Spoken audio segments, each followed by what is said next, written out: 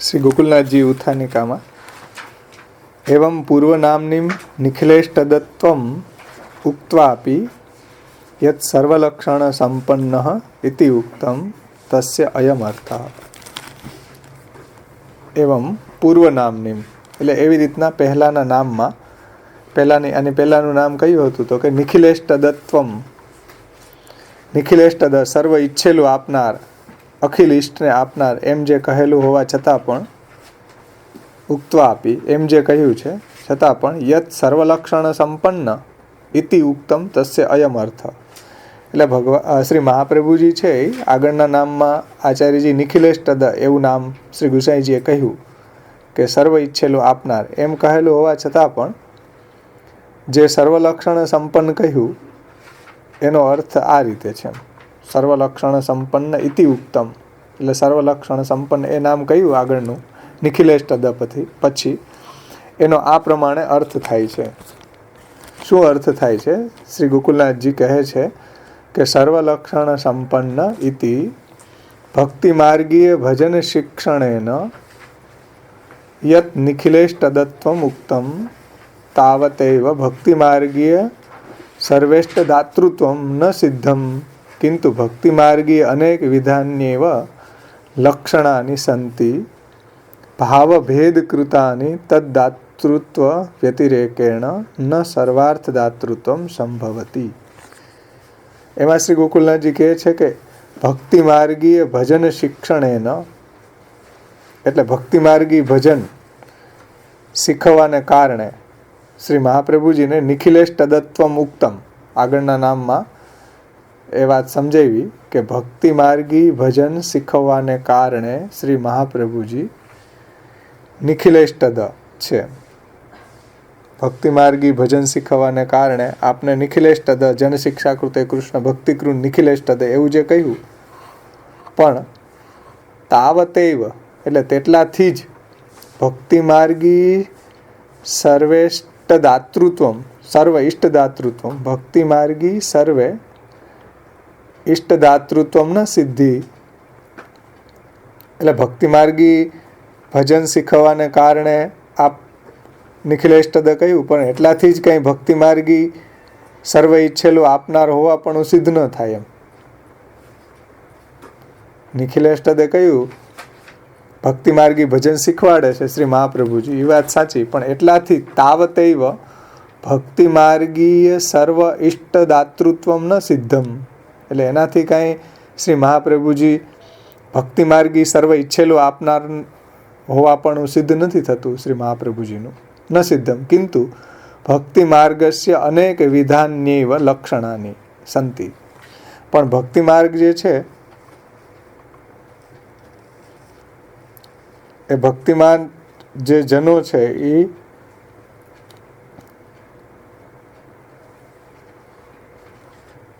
એની જે ઘણી બધા મનોરથ છે અને ભક્તિ માર્ગીઓ પણ અનેક વિધ છે ને. આ કીધું ભક્તિ માર્ગે છે અનેક વિધાન્યૈવ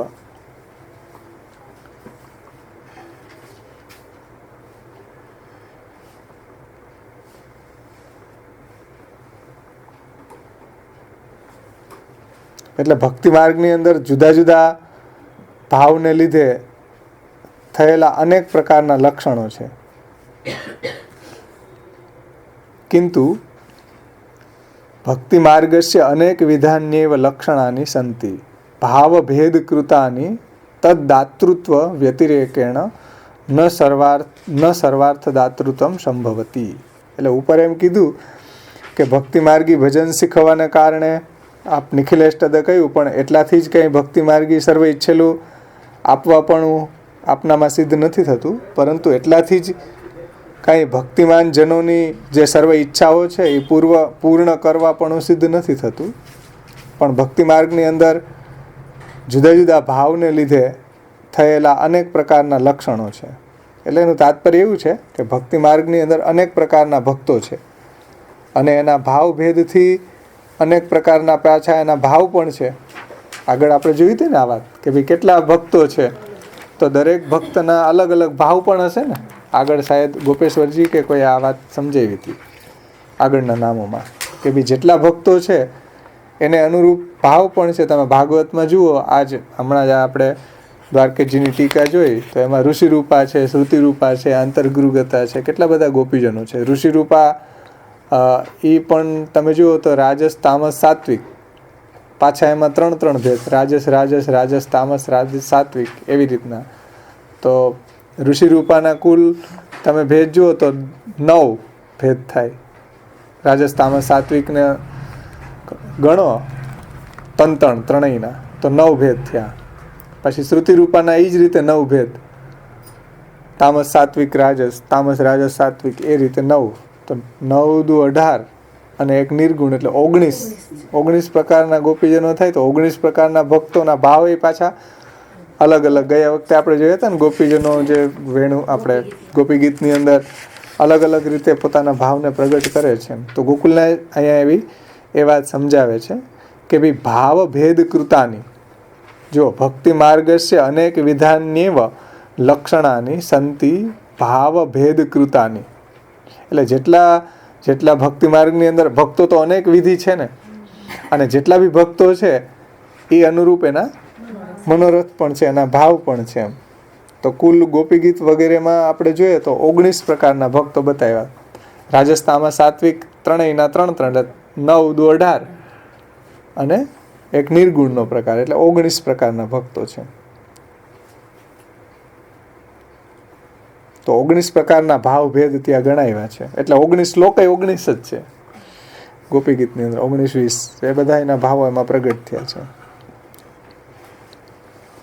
તો એમાં પોતપોતાના ભાવને અનુરૂપ એણે પ્રભુને વિનંતી કરી છે, જે આપણે આગળ જોઈએ ને. કોઈ એમ કીધું ભાઈ આપના અમને દર્શન કરાવો, કોઈ એમ કીધું કે આપ અમારું આવી વિરહની અવસ્થામાં અમારું રક્ષણ કરો, કોઈ ગોપીજન એમ કહે છે કે તમારી જે મધુર વાણી છે એ અમને સંભળાવો વગેરે.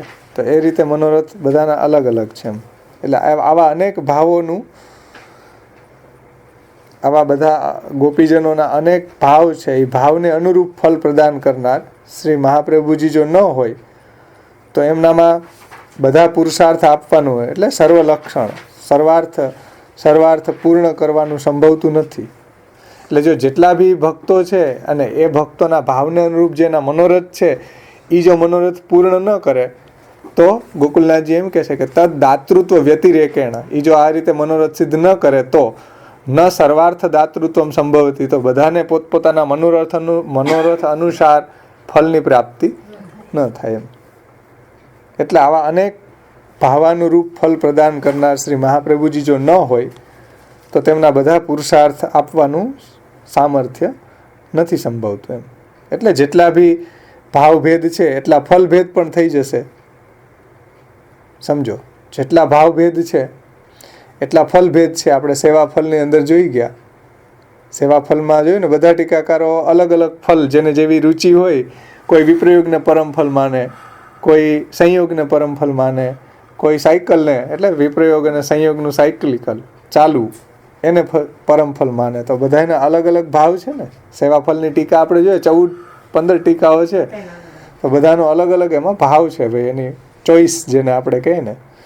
આપણે નહીં, કોઈને પાવભાજી ગમતી હોય, કોઈને મઠડી ભાવતી હોય, તો બધાના ટેસ્ટ, બધાના ફલાનુભૂતિનો પ્રકાર બધાનો અલગ હોય. એમ કોઈને ભેળપૂરી ભાવતી હોય, મને સાવ ગમે નહીં. હા, કોઈને કેળાની વેફર બહુ ભાવે. તો બધાને અલગ અલગ ટેસ્ટ હોય છે, બધાના સ્વાદ હોય છે. તો અહીંયા શંકા એ કરી છે કે ભક્તિ માર્ગસ્ય અનેક વિધાન્યૈવ લક્ષણાની સંતિ ભાવ ભેદ કૃતાની તદ દાતૃત્વ વ્યતિરેકેણ ન સર્વાર્થ દાતૃત્વ સંભવતી. એટલે ભક્તિ માર્ગની અંદર ભક્તો તો ઘણા બધા પ્રકારના છે, અને એના ભાવને અનુરૂપ જો એના મનોરથ સિદ્ધ ન થાય તો પછી શ્રી મહાપ્રભુજીને સર્વ પુરુષાર્થ આપવાનું એટલે કે સર્વાર્થ પૂર્ણ કરવાનું સંભવે નહીં. એટલે જેટલા ભાવભેદ છે એટલા ફલભેદ પણ છે.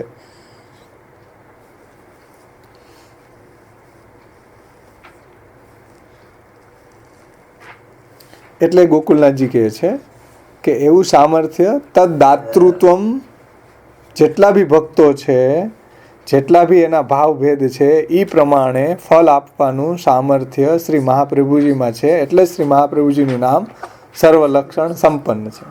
કારણ કે સર્વલક્ષણ સંપન્ન હોય એ જ આ રીતે એના ભાવને પોષણ કરી શકે એમ. કારણ કે આટલા બધા ભક્તો છે તો બધાય ભક્તોના અલગ અલગ ભાવ છે, તો એ ભાવને અનુરૂપ એનો મનોરથને સિદ્ધ કરવો છે તો શ્રી મહાપ્રભુજી સર્વલક્ષણ સંપન્ન છે, એટલે બધાના ભાવને અનુરૂપ ફલ શ્રી મહાપ્રભુજી પ્રદાન કરે છે.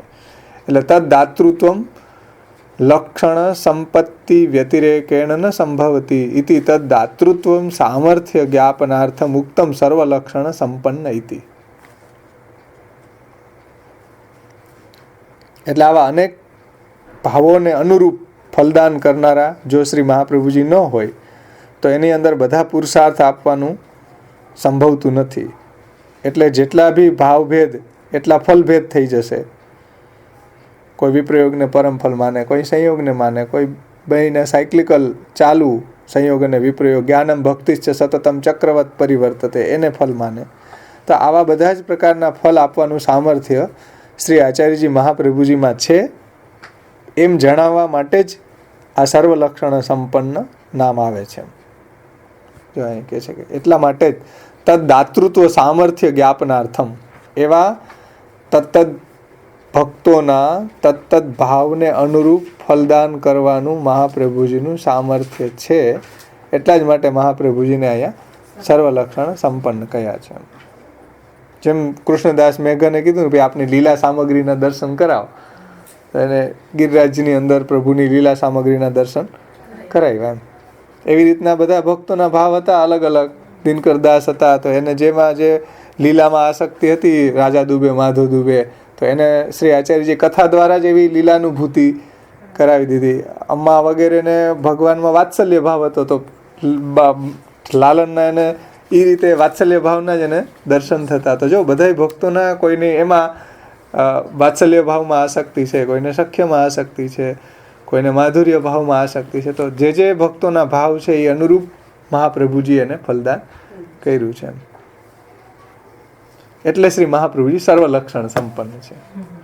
સર્વલક્ષણ સંપન્ન એટલે જેટલા ભક્તો અનુરૂપ જેટલાના ભાવ, એ ભાવને અનુરૂપ ફલદાન કરવાનું સામર્થ્ય શ્રી મહાપ્રભુજીમાં છે. એટલે સર્વલક્ષણ સંપન્ન છે. આપણે પાસે તો કોઈ એક વસ્તુ માગે તો એક વસ્તુ દઈએ ભાઈ, બીજી કઈ છે નહીં અમારી પાસે. પણ મહાપ્રભુજી તો સર્વલક્ષણ સંપન્ન છે. એટલે જેવા ભક્તોનો જેવો ભાવ છે એ અનુરૂપ મહાપ્રભુજી એને ફલદાન કરવા માટે સમર્થ છે. એટલે આપ સર્વલક્ષણ સંપન્ન છે. કોઈ એમ કે સંન્યાસી હતા કે ભાઈ મારાથી સેવા નહીં થાય તો કે કંઈ તું છે આ વસ્ત્રની તું ભોગ ધરીને લેજે. એમ નરહર સંન્યાસી છે તો એને સંન્યાસનો પ્રકાર સમજાય કે ભાઈ તું વૈરાગ્ય અવસ્થામાં રહેશે તો કેવી રીતના સેવા શક્ય છે. તો એને મહાપ્રભુજી એ રીતે ભગવત પ્રાપ્તિ થાય એવો ઉપાય બતાવ્યો. હા, કોઈને ડાયરેક્ટ કે ભાઈ મારે કાંઈ નથી કરવું, બસ હું તો ગોવર્ધનનાથજીને હૃદયમાં પધરાવું ફરું. અચ્યુતદાસે કીધું તો કે ચાલો ચરણામૃત દીધું, માનસી સિદ્ધ થઈ ગઈ અચ્યુતદાસને. આંચકી લીધી જેમ હોય ને એમ અચ્યુતદાસે મહાપ્રભુજી પાસેથી ફલ આંચકી લીધું હોય એવું લાગે છે. તો બધાય જુઓ ભક્તોના મનોરથ અલગ અલગ છે, એના ભાવ અલગ અલગ છે. તે ભાવને અનુરૂપ શ્રી મહાપ્રભુજી પણ એ જ રીતે એને ફલદાન કરે છે. આગળ એક ટીકાકારે કીધું કે જેવા ગુણો ભક્તમાં છે એવા ગુણોને જ મહાપ્રભુજી પ્રમોટ કરી દે છે. મહાપ્રભુજીનો સંગ થાય એટલે એના એવા ગુણો એના ખીલી જાય. તો એમાં અહીંયા શ્રી ગોકુલનાથજી એ વાત કરે છે કે ભાઈ જેટલા ભક્તો છે એટલા ભક્તોના પાછા મનોરથ, એના ભાવ અલગ અલગ છે. અને એને અનુરૂપ એના ટેસ્ટ આપણે કહીએ ને આપણી ભાષામાં કેવું હોય તો અલગ, બધાના અલગ અલગ ટેસ્ટ છે, અલગ અલગ લીલાનો ટેસ્ટ છે. લોકમાં જેમ ખાવાનો અલગ અલગ ટેસ્ટ હોય, અહીંયા એ વાત નથી લૌકિક, પણ અહીંયા ભગવત લીલાની અંદર અલગ અલગ. હા, એ બધાને એ રીતે શ્રી મહાપ્રભુજી બધાના ભાવને પૂર્ણ કરે છે, પોષણ આપે છે. પણ એ ભાવ એ બધા અલૌકિક એમ ભગવત સંબંધી એવા એના જે મનોરથ છે એને આપશ્રી સિદ્ધ કરે છે. એટલે આપ સર્વલક્ષણ સંપન્ન છે. એટલે જેટલા ભક્તો છે તેના એટલા ભાવ ભેદ છે, અને જેનો જેવો ભાવ છે એના અનુરૂપ ફલ પ્રદાન શ્રી મહાપ્રભુજી કરે છે. એટલે શ્રી મહાપ્રભુજી સર્વલક્ષણ સંપન્ન છે એમ શ્રી ગોકુલનાથજી કહે છે. ત્યાર પછીના ટીકાકાર છે રઘુનાથજી. સર્વલક્ષણ સંપન્નનું ટીકા સમજાવતા કહે છે કે સર્વલક્ષણ સંપન્ન ઇતિ સર્વાણી યાની શુભ લક્ષણાની સામુદ્રિક પ્રસિદ્ધાની તે સંપન્ન સમૃદ્ધ ઇતિ અર્થ. શ્રી રઘુનાથજી જેટલા પણ શુભ લક્ષણ બતાવ્યા છે શાસ્ત્રમાં, સામુદ્રિક શાસ્ત્રમાં, સામુદ્રિક શાસ્ત્ર એટલે જ્યોતિષશાસ્ત્ર, સામુદ્રિક પ્રસિદ્ધાની, સામુદ્રિક ડિક્શનરીમાં મેં જોયું તો સામુદ્રિક શાસ્ત્ર એટલે જ્યોતિષશાસ્ત્રમાં એમ બતાવ્યું છે કે આટલા આવા ગુણો હોય એ ઉત્તમ કહેવાય એમ. તો જે શ્રી રઘુનાથજી એમ કહે છે કે સર્વાણી યાની શુભ લક્ષણાની, સર્વાણી એટલે બધા શુભ લક્ષણો જે સામુદ્રિક શાસ્ત્રમાં, જ્યોતિષશાસ્ત્રમાં પ્રસિદ્ધ છે કે આ વ્યક્તિમાં આટલા શુભ લક્ષણો હોય એ શ્રેષ્ઠ કહેવાય. તો એ બધા જ શુભ લક્ષણો મહાપ્રભુજીમાં બિરાજે છે. જેટલા પણ શુભ લક્ષણ બતાવ્યા છે સામુદ્રિક શાસ્ત્રમાં કે આવા લક્ષણવાળો 64 કલાઓથી પૂર્ણ એમ, એવું જે જ્યોતિષશાસ્ત્રમાં બતાવ્યું છે, તો એવા બધા લક્ષણોથી શ્રી મહાપ્રભુજી પૂર્ણ છે. 64 વિદ્યાઓ છે, કલાઓ આપણે કહીએ ને 64 કલાઓ, તો એ 64 કલાઓ જે છે ને એનું વર્ણન ભાગવતમાં બહુ વિસ્તારથી આપ્યું છે. તમે ઘરે એ અધ્યાય વાંચજો. ભાગવત પુરાણમાં ભગવાન જ્યારે સાંદીપનીને ત્યાં ભણવા જાય ત્યાં 64 કલાઓ 64 દિવસમાં ભણી લીધી. એ 64 કલાઓ બહુ આનંદદાયક છે, વાંચશો તો બહુ આનંદ આવશે. દુનિયામાં જેટલી કલાઓ છે ને એ બધી એમાં આવી ગઈ. 64 કલાઓને ઠાકોરજી ભણી લીધી 64 દિવસમાં. એમાં તો બધી જ કલાઓ છે, રંગ પૂરવાની, પેન્ટિંગ ને બધી સામગ્રી કલા ને બધી. દુનિયામાં એવી કોઈ કલા બાકી નહીં હોય કે 64 કલામાં ન હોય. તો એ 64 કલા આવી છે ત્યાંથી જ, બધી પ્રભુમાંથી જ આવી છે. એટલે પ્રભુ એમાં પારંગત છે, 64 કલાઓમાં પારંગત છે. ભાગવત પુરાણનો અધ્યાય છે ત્યાં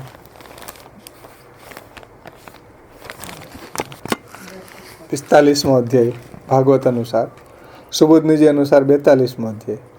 એમાં ભગવાન ગુરુને ત્યાં પધાર્યા, ત્યાં એને બહુ વિસ્તારથી આ કલાઓને સમજાવી છે.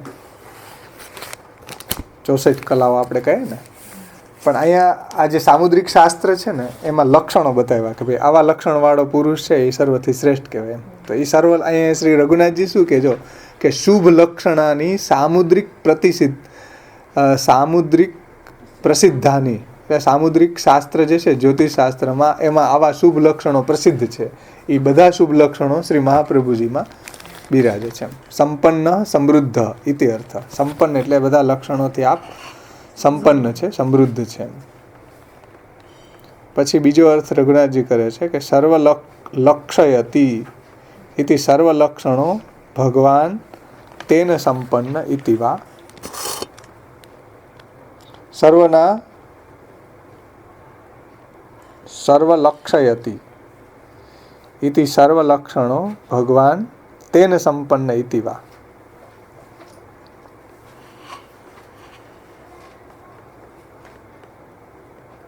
સર્વલક્ષયતિ એટલે સર્વના ભાવને અનુરૂપ, સર્વના ભાવના અનુરૂપ પોતે બની જાય છે. જે ભગવાન ગીતાજીમાં કીધું છે કે યે યથા મામ પ્રપદ્યંસ્તે તામ તથૈવ ભજામ્યહમ, એટલે જે મને જેવા ભાવથી ભજે હું પણ એને એવી જ રીતે સામે રિસ્પોન્સ આપું છું એમ. એટલે ભગવાન જેમ સર્વલક્ષણ સંપન્ન છે એમ શ્રી મહાપ્રભુજી પણ સર્વલક્ષણ સંપન્ન છે. એ કીધું સર્વલક્ષયતિ ઇતિ સર્વલક્ષણો ભગવાન, એટલે ભગવાન જેમ સર્વલક્ષણ સંપન્ન છે એવી જ રીતના તેન સંપન્ન ઇતિવા, એમ શ્રી મહાપ્રભુજી પણ સર્વલક્ષણથી સંપન્ન છે. ભગવાનમાં સર્વલક્ષણ સંપન્ન છે અને સર્વલક્ષયતિ એટલે સર્વના ભાવને અનુરૂપ પોતે બની જાય છે. સર્વલક્ષયતિ સર્વના ભાવને અનુરૂપ પોતે પ્રભુ પણ બની જાય છે.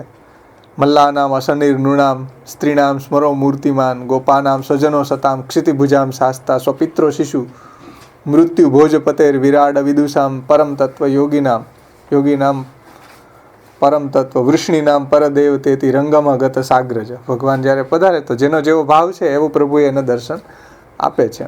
તો એ રીતે ભગવાન પણ સર્વલક્ષણ સંપન્ન છે. કોઈ એને દ્વેષ ભાવથી ભજે, દ્વેષ એના પ્રત્યે કરે તો ભગવાન પણ એને એની સામે યુદ્ધ કરીને એને મુક્તિ પ્રદાન કરે છે, એને હણીને પણ એમ. તો એ રીતે જેમ ઠાકોરજી સર્વલક્ષણ સંપન્ન છે, એમ શ્રી મહાપ્રભુજી પણ સર્વલક્ષણ સંપન્ન છે. એની સાથે એનું સામ્ય બતાવ્યું છે.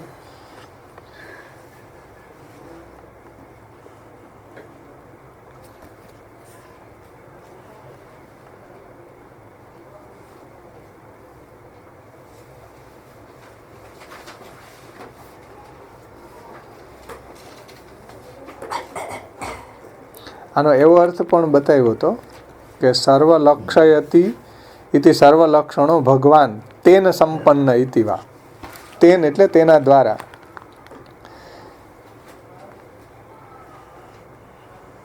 એટલે ભગવાન છે જે રીતે ભક્તનો મનોરથને પૂર્ણ કરે છે, તો શ્રી મહાપ્રભુજીના જે શરણે આવ્યો છે તો મહાપ્રભુજીની કાનીથી ભગવાન પણ એવા બની જાય છે.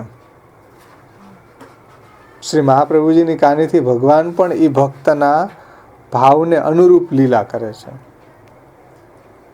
અહીં શું કહે છે કે તેન સંપન્ન ઇતિવા સર્વલક્ષય, એટલે જેમ ભગવાન ભક્તનો મનોરથને પૂર્ણ કરે અને એ યથા મામ પ્રપદ્યંસ્તે તામ તથૈવ ભજામ્યહમ ન્યાયથી ભગવાન પણ એ ભક્તના ભાવને અનુરૂપ ફલદાન કરે છે, એમ મહાપ્રભુજી પણ જેવો ભક્તનો જેવો ભાવ છે એને અનુરૂપ ઠાકોરજીની મહાપ્રભુજીની કાનીથી ઠાકોરજી પણ એવા ભક્ત પાસે એવા બની જાય છે. જેમ લીલામાં ભગવાન જેવા ભક્ત પાસે જેવો એનો મનોરથને પૂર્ણ કરે છે ને, એમ તો એ રીતે અહીંયા શ્રી મહાપ્રભુજીની કાનીથી ઠાકોરજી પણ ભક્તના ભાવને અનુરૂપ બની જાય છે, એના ભાવને પોષણ આપે છે. દાખલા તરીકે જેમ ઓલા ડોશીમાં હતા, એ સાવ ભોળા હતા, ગુસાઈજીને કીધું કે ભાઈ તમે બીજે બહાર બહુ નીકળતા નહીં, ઠાકોરજીની સેવા ઘરમાં રહીને કરજો. તો એને મદન મોહનજી પધરાવી દીધા ગુસાઈજીએ. તો એને કેટલા નાનેથી સેવા કરતા 40-50 વર્ષના થયા, હજી એને કોઈને ઠાકોરજીના દર્શન નહોતા કર્યા.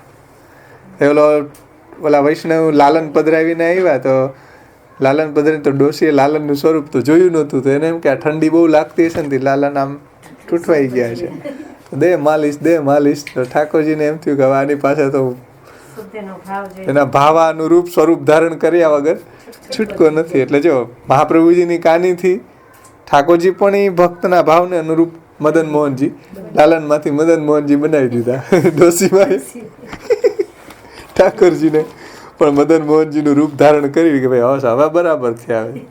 એને બહુ 2-3 અંગીઠી રાખી, શીરો ગરમ આરોગ આવ્યો ઠાકોરજીને એકદમ, એટલે ગરમ, એમાં આ બધો અજમા ને એવું કરીને સૂંઠ ને એવું. તો એને એમ થયું કે કારણ કે ઠાકોરજીને ક્યાંય દર્શન નહોતા કર્યા ને, તો એને એમ લાગ્યું કે આ મદન મોહનજી હોય એવા જ લાલન, બીજું એવા જ ઠાકોરજી હોય, એમ એના સિવાય બીજા કોઈ ન હોય. ક્યાંય દર્શન નહોતા, કે હવેલી તો હતી નહીં ત્યારે કે ક્યાંય દર્શન કરવા જાય. તો એનો ભાવ એવો હતો કે ભાઈ ઠાકોરજી એટલે મદન મોહનજી જેવા ઠાડા સ્વરૂપ, એમ એટલે લાલન જેવા જોયા તો એને એમ કે આ ઠૂઠવાઈ ગયો. પાછા ઓલા વૈષ્ણવે કીધું મારા ઠાકોરજી બદલાવી લીધા, હવે બેયમાં ઝઘડો થયો. ત્યાં ગુસાઈજી પાસે પછી એને જ્ઞાન થયું કે હું આટલા વર્ષ થયા સેવા કરું, ઠાકોરજી કઈ ઓલું ન અનુભવ થયો. આ ડોશીમાં એક દિવસમાં ઠાકોરજી એટલો અનુભવ જતો હોય કે હવે હું એના ભેગો જ રહીશ. એના ભેગા ઠાકોરજી પધરાવીને રહ્યા. એટલે કહેવાનું તાત્પર્ય એ છે અહીંયા કે શ્રી મહાપ્રભુજીની કાનીથી ઠાકોરજી પણ એવા બની જાય છે. એ સર્વલક્ષણ સંપન્ન મહાપ્રભુજી એવા સર્વલક્ષણ સંપન્ન છે કે ભક્તના ભાવને અનુરૂપ મહાપ્રભુજીની કાનીથી ઠાકોરજી પણ એના ભાવનું એ રીતે પોષણ કરે છે. એવું હા, એમાં સામે કે જેમ ઠાકોરજી સર્વલક્ષયતી છે, મતલબ જેવો ભક્તનો ભાવ છે એ અનુરૂપ પ્રભુ પણ લીલા કરે છે, એમ સર્વલક્ષણો ભગવાન. તો સર્વલક્ષણ જેમ ભગવાન છે તેને સંપન્ન ઇતિવા, એમ મહાપ્રભુજી પણ એવા જ છે કે જે ભગવાન ભક્તોના ભાવને અનુરૂપ લીલા કરે કે એવું ફલદાન કરે, એમ મહાપ્રભુજીની કાનીથી ભગવાન પણ ભક્તના ભાવને અનુરૂપ ફલદાન કરે છે અત્યારે. તેને એટલે મહાપ્રભુજી એમ કીધું કે ભાઈ વિવેક ધૈર્ય ભક્તિ આદિ રહિત હશે, વિશેષતા પાપાસક્ત છે, દીન છે, કૃષ્ણ એવા ગતિર્મમાં સર્વ સામર્થ્ય સહિત સર્વત્રેવા ખિલાર્થકૃત શરણસ્થ સમુદ્ધારમ કૃષ્ણ વિજ્ઞાપયા, કે ભાઈ આ તમારા શરણે આવ્યો છે અને તમે એના શરણ બનજો. વચ્ચે ઊંચો એમ વાંધો નહીં કે તમે ઓથેન્ટિક છે એમ, એટલે ચિંતા નહીં કરો, જીવ આપનો જ છે એમ, અને મારા દ્વારા શરણે આવ્યો છે, મહાપ્રભુજી દ્વારા શરણે આવ્યો હોય એટલે પછી ઠાકોરજી આખું વીંચીને એનો અંગીકાર કરી લે છે એમ. હા, તમે જેનો અંગીકાર કરશો એના દોષ સામે હું નહીં જોઉં, એની સેવાનો સ્વીકાર કરીશ. શ્રાવણ શ્યામલે પક્ષે પ્રભુ પ્રગટ થયા તો એને આ વાત મહાપ્રભુજીને કે ભાઈ તમે જેને અંગીકાર કરશો, તમારા દ્વારા તમારી આજ્ઞા પ્રમાણે જે જીવશે એવા જીવને હું દોષ સામું નહીં જોઉં. એ સદોષ હશે તો એની સેવાનો અંગીકાર કરીશ, એમ પ્રભુએ કહ્યું હતું ત્યારે. તો આ રીતે અહીંયા શ્રી રઘુનાથજી બહુ સરસ વાત સમજાવી કે ભાઈ મહાપ્રભુજી આપણી વચ્ચે રહીને એડવોકેટ બનીને બેયને મેલાપ કરાવી દે. જો મહાપ્રભુજી વચ્ચે ન હોય તો આપણને ઠાકોરજી ઓળખતા નથી એમ. એટલે શ્રી મહાપ્રભુજી વચ્ચે રહીને કરુણા રાગાથી સંમોહન, દેવીજીઓ ઉપર કરુણા અને પુષ્ટિ પ્રભુ ઉપર અનુરાગને કારણે આપ આ રીતે ભૂતલ ઉપર પ્રગટ થઈ અને બધા દેવીજીઓને શરણે લઈને ભગવત પ્રાપ્તિ કરાવી છે. એટલે શ્રી મહાપ્રભુજી સર્વલક્ષણ સંપન્ન છે, આપમાં બધા જ લક્ષણો બિરાજમાન છે. ત્યાર પછી આગળ સ્ફુરત કૃષ્ણ પ્રેમામૃતમાં આપણે જોયું ને, ક્વચિત પાંડિત્યમ ચેત ન નિગમ ગતિ સાપી યદિ ન ક્રિયાશા સાપી સ્યાત યદિ ન હરિમાર્ગે પરિચય યદિ સ્યાત સોપી શ્રી વિજયપતિ રતિર નૈતિ નિખિલય ગુણે અન્ય કો અવેલે સતી વિના વલ્લભ વરમ. તો આવા બધા ગુણો સર્વલક્ષણ સંપન્નત્વ તો શ્રી મહાપ્રભુજીમાં જ છે, એમ ગુસાઈજીએ ત્યાં આપણને સમજાવ્યું હતું. અન્ય કોવા બીજા કોનામાં હોઈ શકે તો કે કોઈનામાં નહીં. એટલે જેમ પ્રભુમાં સર્વલક્ષણ સંપન્નતા છે એમ શ્રી મહાપ્રભુજી પણ એવા જ સર્વલક્ષણ સંપન્ન છે.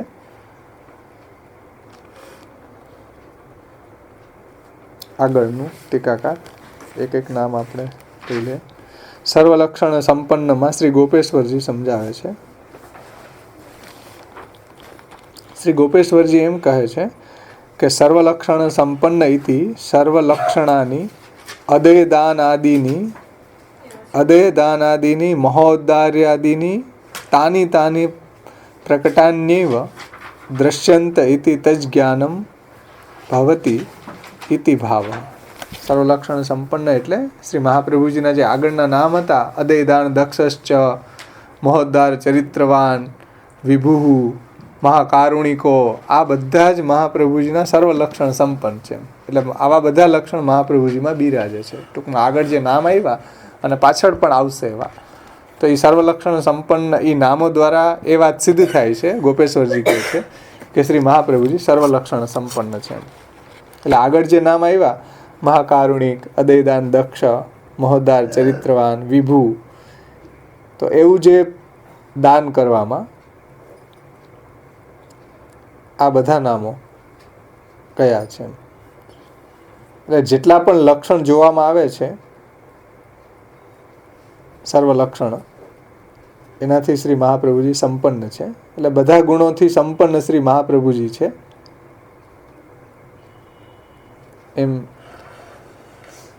શ્રી ગોપેશ્વરજી એમ કહે છે કે સર્વલક્ષણાની અદેદાનાદિની મહોદાર્યાદિની તાની તાની પ્રકટાન્યૈવ દ્રશ્યંત ઇતિ તજ્ઞાનમ ભવતી ઇતિ ભાવ. એટલે આગળ જે બધા નામ આવ્યા,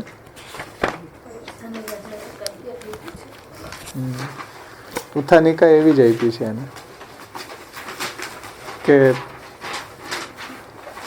ગોપેશ્વરજીએ કે નનુ નિખિલેશ તદત્વમ, ત્રીજી છે ને, કે નનુ નિખિલેશ તદત્વમ કથમ જ્ઞાયતે તત્રાહુ. એટલે શ્રી મહાપ્રભુજી નિખિલેશ તદ છે એ કેવી રીતના જાણી શકાય?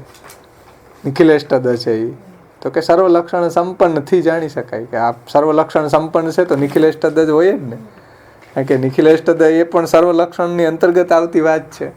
એટલે નિખિલેશ તદત્વમ આગળ નામ કીધું કે જનશિક્ષા કૃતે કૃષ્ણ ભક્તિ કૃણ નિખિલેશ તદત્વ. તો નિખિલેશ તદત્વમ કથમ જ્ઞાયતે, એ કેવી રીતના જાણી શકાય કે શ્રી મહાપ્રભુજી નિખિલેશ તદ છે? તો કે સર્વલક્ષણ સંપન્ન છે એ જાણો તો આ વાત સમજાઈ જશે. શ્રી મહાપ્રભુજી સર્વલક્ષણ સંપન્ન છે. જો સર્વલક્ષણ સંપન્ન હોય તો નિખિલેશ તદ તો હોય જ ને, કૈમુતિક ન્યાયથી. એટલે બે લીટીમાં જ એ વાત સમજાવી છે કે આગળ જે નામ આવ્યા, મહાકારુણિક, અદેદાન, દક્ષ, મહોદ્દાર, ચરિત્રવાન, વિભુ,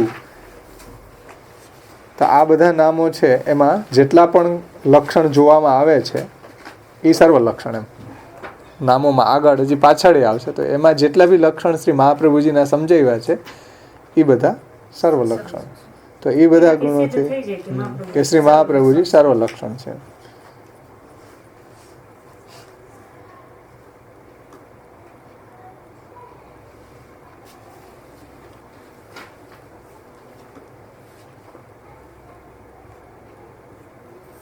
એનાથી એનું તજ જ્ઞાનમ ભવતી ઇતિ ભાવ, એનાથી આપણને એનું જ્ઞાન થઈ જાય આ બધા નામો ઉપરથી જ કે શ્રી મહાપ્રભુજી સર્વલક્ષણ સંપન્ન છે. આ બધા નામો ઉપરથી આપણને એવું જ્ઞાન પણ પ્રાપ્ત થઈ જાય છે. ત્યાર પછી ચોથું 4ક હરિરાયજી. શ્રી હરિરાયજી સર્વલક્ષણ સંપન્ન ઇતિ ભક્તિ શિક્ષકત્વેન તથાત્વ મુક્ત્વા જ્ઞાનદાનેનાપી તથા ઇતિ બોધનાય શ્રી કૃષ્ણ જ્ઞાનદ ઇતિ વાચાપી તથાત્વ બોધાય ગુરુ ઇત્યેતેન સર્વથા તથા ઇતિ ઉક્તમ. ટૂંકમાં આ જે ટીકા છે હરિરાયજીની, બહુ ટૂંકમાં એમાં એક વાક્યમાં જ નામ યોજના. તો નામ યોજનામાં હરિરાયજીએ બહુ સુંદર રીતે આ બધા નામોનો ખુલાસો કરી દીધો છે કે ભક્તિ શિક્ષકત્વેન તથાત્વ મુક્ત્વા, એટલે આગળ જે શ્રી મહાપ્રભુજીનું નામ હતું જનશિક્ષા કૃતે કૃષ્ણ ભક્તિકૃત, તો એ નામથી શ્રી આચાર્યજી મહાપ્રભુજી ભક્તિ શીખવે છે. ભક્તિ શિક્ષકત્વેન તથાત્વ મુક્ત્વા એટલે શ્રી મહાપ્રભુજી નિજજનોને કૃષ્ણ ભક્તિ શીખવે છે એમ કહીને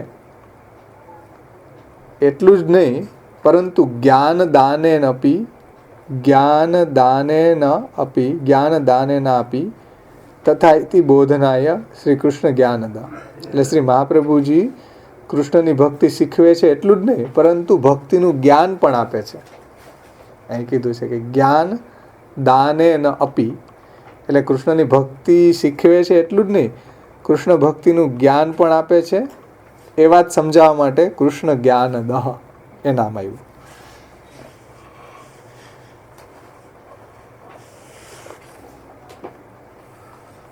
શ્રી મહાપ્રભુજી ભક્તિ શીખવે છે એટલું જ નહીં પરંતુ ભક્તિનું જ્ઞાન પણ આપે છે. એ વાત સમજાવવા માટે કૃષ્ણ જ્ઞાનદો એ નામ આવે છે. અને એ જ્ઞાન પણ કેવી રીતના આપે છે? વાચા આપી તથાત્વ બોધાય, વાણીથી આપે છે, એટલે ગુરુ છે. હરિરાયજી કહે છે કે ભાઈ જ્ઞાન પણ કઈ રીતે આપે છે? ભક્તિનું જ્ઞાન પણ આપે છે. અને શ્રી મહાપ્રભુજી વાણીથી પણ ઉપદેશ દ્વારા, એટલે ગ્રંથો વગેરે પ્રગટ કરીને આપણને શ્રી મહાપ્રભુજી ઉપદેશ દ્વારા ભક્ત્યાચારોપદેશાર્થ નાના વાક્ય નિરૂપક, તેવા અનેક વાક્યો અનેક ગ્રંથો પ્રગટ કરીને સમજાવે છે. એટલે આપ ગુરુ પણ છે. વાચા આપી તથાત્વ બોધાય ગુરુ ઇત્યનેન સર્વથા તથા ઇતિ ઉક્તમ. એટલે શ્રી મહાપ્રભુજી જો ભક્તિ શીખવે છે એટલું જ નહીં ભક્તિનું જ્ઞાન પણ આપે છે અને વાણીથી ઉપદેશ દ્વારા પણ આપણને સમજાવે છે.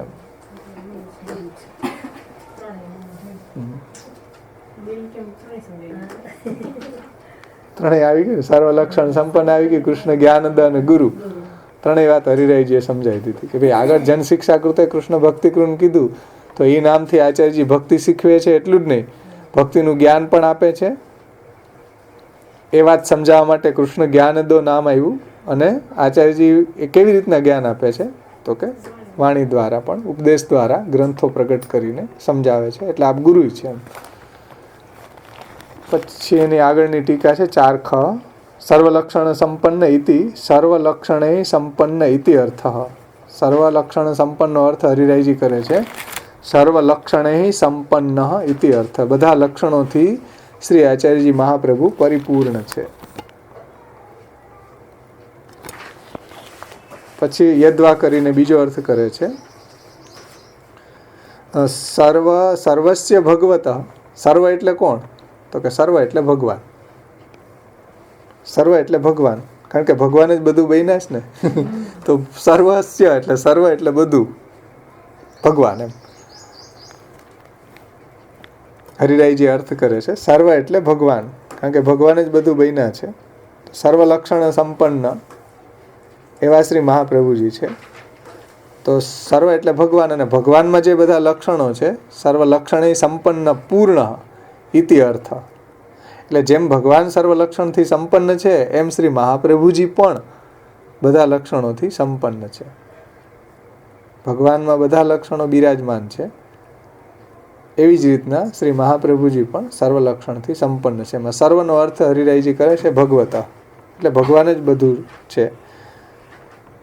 સર્વ લક્ષણ સંપન્ન જેમ ભગવાન છે એમ શ્રી મહાપ્રભુજી પણ છે. એટલે આજ ગોપાલ પાવને આ કીર્તન આવે એમાં આવે કે નિરખું કે ટહેલ કરું એકો નહીં બનત ઉપાયરી. શું કરું આમાં? ઠાકોરજી પધાર્યા છે, નિરખું કે સામગ્રી ટહેલ કરું એમ. છેલ્લે કીધું કે રાગ રંગ મેં ચતુર સુર પ્રભુ કૈસે સુખ જ ઉપજાયરી. રાગ રંગમાં ચતુર સુર પ્રભુ ઠાકોરજી, એને સુખ કેમ થાય કેમ ખબર પડે? સર્વ લક્ષણ સંપન્ન છે. તો રાગ રંગ મેં ચતુર સુર પ્રભુ કૈસે સુખ ઉપજાયરી. આ બધા લક્ષણથી સંપન્ન હોય, હવે એને સુખ કેમ પ્રાપ્ત કરાવવા એમ ગોપીજનો વિચાર કરે છે. હા, તો સર્વ લક્ષણ સંપન્ન જે છે ભગવાન સર્વ લક્ષણોથી પરિપૂર્ણ છે. હા, તો આપણે એને સુખ આપવાનો પ્રયાસ કરીએ કે ભાઈ આ નથી આવડતું, ચાલો આ શીખવાડો. ચલતી ન આવડતું ચલતી શીખવાડે, ચલતી આવડતી હોય, કીર્તન આવડતા બધું આવડતું શું કરવું? જી પૂછો એ આવડતું જ હોય તો શું કરવું? સર્વ લક્ષણ સંપન્ન હોય. રાગ રંગ મેં ચતુર સુર પ્રભુ, રાગ રંગ મેં ચતુર છે ઠાકોરજી, બધા લક્ષણોથી પરિપૂર્ણ છે. તો કઈ છે સુખ ઉપજાય? વિચારે છે એમાં કે પ્રભુને કેમ સુખ થાય. એટલે હરિરાયજી પણ બહુ સરસ વાત કહે છે કે સર્વસ્ય ભગવત લક્ષણે સંપન્ન પૂર્ણ ઇતિ અર્થ. જેમ ભગવાન સર્વ લક્ષણથી સંપૂર્ણ છે, પરિપૂર્ણ છે, એવી જ રીતના શ્રી મહાપ્રભુજી પણ સર્વ લક્ષણથી પરિપૂર્ણ છે. યદ્વા સર્વાણી યાની જગતી લક્ષણાની તાની સંપન્નાની યેન ઇતિવા. યદ્વા કરીને હજી એક અર્થ કરે છે શ્રી હરિરાયજી કે યદ્વા એટલે યદ્વા સર્વાણી, સર્વાણી યાની જગત, એક અર્થ કર્યો. સર્વાણી એટલે જગતમાં, જગતમાં જેટલા પણ ઉત્તમ લક્ષણો જોવામાં આવે છે, સમજો. સર્વાણી યાની જગતી લક્ષણાની, જગતમાં જેટલા બી સર્વશ્રેષ્ઠ લક્ષણ આપણને જોવા મળે છે, તાની સંપન્નાની યેન ઇતિ, એનાથી શ્રી મહાપ્રભુજી સંપન્ન છે. એટલે બધા લક્ષણો શ્રી મહાપ્રભુજીમાં બિરાજે છે. જેટલા જગતમાં આપણને જોવા મળે છે લક્ષણો, સુલક્ષણો, જેનામાં આપણને એવા સુલક્ષણો આપણને જોવા મળે, એ બધા લક્ષણોથી શ્રી મહાપ્રભુજી પરિપૂર્ણ છે. કોઈ પણ કલા તમે જુઓ, સામગ્રીની કલા જો આપણા પુષ્ટિ ભક્તિ માર્ગને અંદર જ આ વિશેષતા છે. મર્યાદા માર્ગમાં તમે જુઓ તો મુકુટ ને એના શ્રૃંગાર ને વાર્તા પ્રસંગમાં આવે કે માનસી ઓલા દર્શન કરવા આવ્યો તો એને ખબર પડી બધાને ઠાકોરજીના દર્શન માટે નીકળો તો બધાએ ઉનાળાના દિવસોમાં જરીના થથેડા લગાડી દીધા, પીછવાય ને ભારે આભરણો ને એટલી ફર્સ્ટ લાઇટ ને ત્યાં કરી કે આમ ઓલા બધા ચમકે ને, ઓલા બધા દર્શન કરી એને કંઈ સુખ નથી. પછી ગિરિરાજજી ઉપર ગયો, ઠાકોરજી એક પરદની બાંધી હતી, પરદની ધૈરી હતી, ઉપર એક સફેદ પાગ ને સફેદ માલાઓ, અને આગળ ફુવારાઓ, ખસના ઓલા પડદાઓ અંદરથી ખસની સુગંધ આવી. તો માનસી એમ થયું કે અહીંયા ભગવાનને સાચું સુખ છે. કારણ કે સર્વ લક્ષણ સંપન્ન માર્ગ છે આપણો, કે ભાઈ પ્રભુના સુખનો જે વિચાર પુષ્ટિ માર્ગમાં થયો છે એવા કોઈ માર્ગમાં આપણને જોવા ન મળે. મસ્તકના કેટલા પ્રકારના મસ્તકના શ્રૃંગારો, ખાલી આખા શ્રીઅંગના તો અલગ છે, કેવલ મસ્તકના શ્રૃંગારોના આપણે ત્યાં એટલા પ્રકારો છે. એ સિવાય તમે જુઓ સેવાની અંદર સામગ્રીના પ્રકારો, એ સિવાય ઠાકોરજીની આરતીઓ અલગ અલગ આવે ઉત્સવોમાં, તો એ કેટલા પ્રકારો છે, ખિલોનાના પ્રકારો છે. રાગમાં તમે જુઓ તો કેવો પ્રકાર, ઉનાળાના રાગ અલગ, શિયાળાના અલગ, ચોમાસાના અલગ, સવારના અલગ, બપોરના અલગ, 9 વાગે શ્રૃંગાર ભોગના અલગ, રાજભોગમાં અલગ, ઉત્થાપનમાં અલગ, શયનના અલગ. પાછા ઠાકોરજી પોડી જાય ને પછી પાછા એવા જ ગાય આપણે કે ઠાકોરજીને આમ મજા આવી જાય. તો જો કેટલી સર્વ લક્ષણ સંપન્નતા છે ભક્તિ માર્ગમાં. એ બીજા મર્યાદા માર્ગને આપણે જોઈએ ત્યારે ખબર પડે. અહીં દેવીના મંદિરોમાં આમ નીકળતા હોય તો એવા થથેડા અત્યારે ઉનાળાના દિવસોમાં કર્યા હોય જરીવાળા વાઘાના, આપણને લાગે કે ઠાકોરજીને આમાં મજા નહીં આવતી હોય. જોકે પૂજાના પ્રકારમાં એમાં કંઈ ઠાકોરજીને એમાં એ પ્રકારના ટેવાઈ ગયા હોય, પૂજા માર્ગની અંદર વિભૂતિ હોય એટલે એને કંઈ વાંધો નહીં આવતો હોય. પણ આપણા માર્ગની અંદર વિલક્ષણતા છે. ભક્તિ માર્ગ એ સર્વ માર્ગ વૈલક્ષણ્ય અનુભૂતિકૃત, તો એ બધાથી વિલક્ષણ છે. સર્વ લક્ષણ સંપન્ન મહાપ્રભુજીએ આ માર્ગને પ્રગટ કર્યો છે. તો જેમ ઠાકોરજી સર્વ લક્ષણ સંપન્ન છે, એમ આપણા મહાપ્રભુજી પણ, આપણા આચાર્યજી પણ એવા સર્વ લક્ષણ સંપન્ન છે. એટલે હરિરાયજી એક અર્થ એવો કરે કે જગતમાં જેટલા બી લક્ષણો જોવા મળે ક્યાંય ઉત્તમ ઉત્તમ, એમ જેમ ભગવાને અર્જુનજીને કીધું કે યદ્યદ વિભૂતિ મત સત્વમ શ્રીમદ ઉર્જિત મેવવા તત્ત તેવાવ ગચ્છત મમ તેજોંશ સંભવ. જ્યાં જ્યાં બી તને આવું સત્વતા વિશેષ દેખાય, કાંઈ વિશેષ ગુણ દેખાય, તો એ મારો જ છે. જ્યાં બી દુનિયામાં કાંઈ વિશેષતા લાગે, આશ્ચર્યકારક લાગે, એવી શોભા હોય કે એવી વિભૂતિ છે, તો એ બધી મારી જ વિભૂતિ છે. બધું સૌંદર્ય જે કાંઈ બી જગતમાં છે એ બધું ભગવાન એમ કહે છે કે મારું જ છે. એમ જગતમાં જેટલા બી ઉત્તમ લક્ષણો છે એ બધા શ્રી મહાપ્રભુજીમાં બિરાજે છે. એમ શ્રી હરિરાયજી સમજાવે છે કે યદ્વા સર્વાણી યાની જગતી લક્ષણાની તાની સંપન્નાની યેન ઇતિવા. એટલે જગતમાં જેટલા બી ઉત્તમ ઉત્તમ લક્ષણો આપણને જોવા મળે છે એ બધા લક્ષણોથી શ્રી મહાપ્રભુજી સંપન્ન છે. અને સેવા વગેરેનો પ્રકાર જે આપણા મહાપ્રભુએ આપણને સમજાવ્યો છે, એમાં આ વાત આપણે સમજી શકીએ કે જગતની કોઈ પણ આઈટમ બાકી નહીં રાખી હોય આપણા સેવાની અંદર. મહાપ્રભુજીએ બધાને યદ્યદિષ્ટતમમ લોકે યશ્ચાતિ પ્રિયમાત્મન યનસ્યા નિવૃત્તિ ચિત્તે તત્કૃષ્ણે સાધ્ય ધ્રુવમ. બધા જ આપણા ક્રિયાકલાપને, બધા આપણા શોખને ઠાકોરજી સાથે રિલીઝ કરી શકીએ, આપણે ઠાકોરજી સાથેનો આનંદ લઈ શકીએ. આપણા બધા ઉત્સવો, જો લૌકિક ઉત્સવો કેટલા આપણે મનાવીએ, કેટલા શાસ્ત્રીય ઉત્સવ મનાવીએ, તો એ બધા જ ઉત્સવો આપણે ઠાકોરજીની સાથે મનાવીએ છીએ. એટલે સર્વલક્ષણ સંપન્ન શ્રી મહાપ્રભુજી છે અને એવો પ્રકાર સમજાવવાવાળા શ્રી મહાપ્રભુજી છે. તો જગતમાં જેટલે બી ઉત્તમ ઉત્તમ યદ્યદિષ્ટતમમ લોકે યશ્ચાતિ પ્રિયમાત્મને, ઉત્તમ જે પદાર્થો છે એનો પ્રભુમાં વિનિયોગ કેમ કરવો, એ મહાપ્રભુજી આપણને શીખવું. કીર્તનમાં કુસુમ દામ કૈસે પોતે, જો શ્રી વલ્લભ માલાના કેટલા પ્રકાર, માલાની તો વાત આપણે ફૂલ માલાના, બીજી માલાના તો કરો હજારો પ્રકારો હશે. ફૂલ માલાનામાં કેટલા પ્રકારો. એટલે કીર્તનમાં આવે છે કે જો પે શ્રી વલ્લભ પ્રકટ ન હોતે તો કુસુમ દામ કૈસે પોતે. ફૂલ માલાઓ ઠાકોરજીને સુંદર સુંદર જે પ્રકાર મહાપ્રભુજી આપણને સમજાવ્યો છે, આપણા હાથે બનાવેલી, આપણા ઠાકોરજી જ એનો અંગીકાર કરે છે. તો એ બધા, અને જે શ્રૃંગાર શાસ્ત્ર છે, જો પે શ્રી વલ્લભ પ્રગટ ન હોતે શ્રૃંગાર શાસ્ત્ર સબ રોતે. કારણ કે આપણા સેવા પ્રકારમાં શ્રૃંગાર શાસ્ત્રી મહાપ્રભુજીએ વિનિયોગ કરાવ્યો છે. વિભાવા અનુભાવો નિષ્પન્ન સ્થાયી ભાવ રસ. તો એ રસ નિષ્પત્તિનો બધો પ્રકાર આપણા સેવાના સાહિત્યમાં શ્રી મહાપ્રભુજી આપણને સમજાવ્યો છે. અને ભક્તિ ખુદ રસ છે. શ્રી મહાપ્રભુજી ભક્તિને રસ માનવાના દ્રઢતર આગ્રહી છે કે ભક્તિ ખુદ રસ છે. એટલે શ્રી મહાપ્રભુજી એ સર્વલક્ષણ સંપન્ન છે. એ આપણા માર્ગને જોઈએ ને તો એ વાત આપણને સમજાઈ જાય. બધા પાસાઓને આપણે જોઈએ તો જ એ સમજાઈ જાય કે શ્રી મહાપ્રભુજી સર્વલક્ષણ સંપન્ન છે. ત્યાર પછી 5મા ટીકાકાર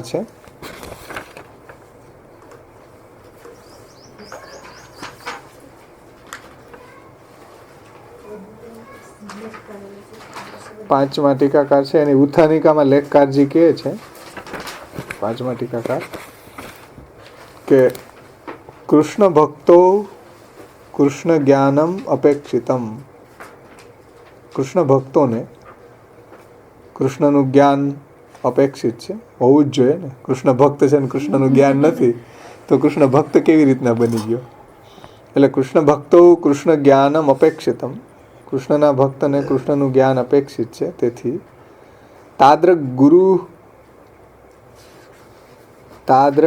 ગુરુ સાધ્યમ, અને જ્ઞાન જે છે એ તો ગુરુ સાધ્ય છે, એટલે ગુરુ દ્વારા આપણને પ્રાપ્ત થાય છે. અને આપણી પરંપરા પણ આપણા હિન્દુ સનાતન ધર્મની એ જ છે કે ગુરુ દ્વારા જ્ઞાનની પ્રાપ્તિ થાય છે.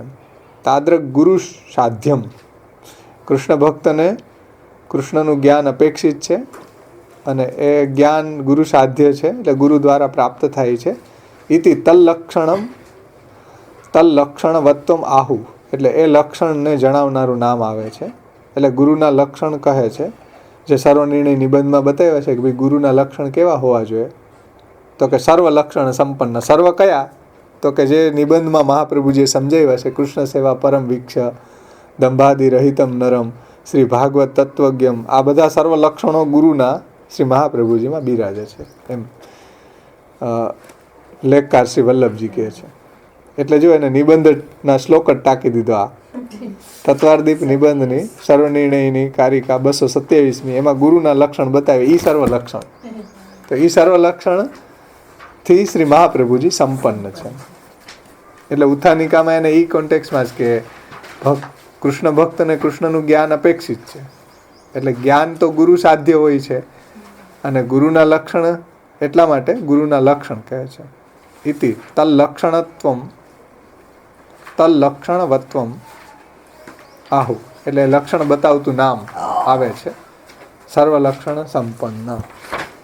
તો એ સંદર્ભમાં નામ આવે છે. એમાં શ્રી વલ્લભજી કહે છે કે સર્વાણી કૃષ્ણ સેવા પરમ વિક્ષ દંભાદિ રહિતમ નરમ શ્રી ભાગવત તત્વજ્ઞમ ભજે જિજ્ઞાસુ રાધ રાધ ઇત્યાદિની.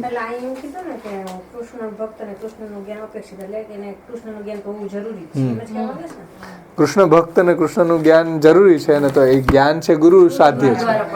તો ગુરુ સાધ્ય હોય તો ગુરુને કરતા પહેલા આપણે જોવું તો જોશે કે ગુરુમાં લક્ષણો છે કે નહીં એમ. એટલે એ સંદર્ભમાં નામ આવે છે કે ભાઈ સર્વ લક્ષણ છે ગુરુમાં, મહાપ્રભુજીમાં. તો કે એ વાત ક્યાં બતાવી? તો કે નિબંધ. તો કૃષ્ણ સેવા ઇત્યાદિની નિબંધોક્તાની યાની સર્વલક્ષણાની તે સંપન્ન આઢ્ય ઇતિ અર્થ.